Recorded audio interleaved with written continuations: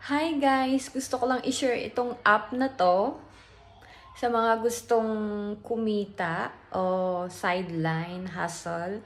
Sa mga students, sa mga walang work dyan, pwede nyo pong itry ito. Yes, ito. Mag-download po kayo ng Pupu app gamit ang aking link, mapa App Store man o Play Store. Dito sa authentication, maglagay po kayo ng number nyo at saka Face ID.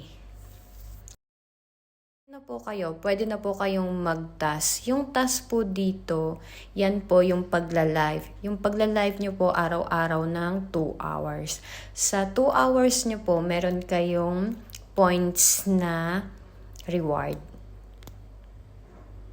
Gusto nyo madagdagan yung coins nyo, pwede kayong maglaro sa game.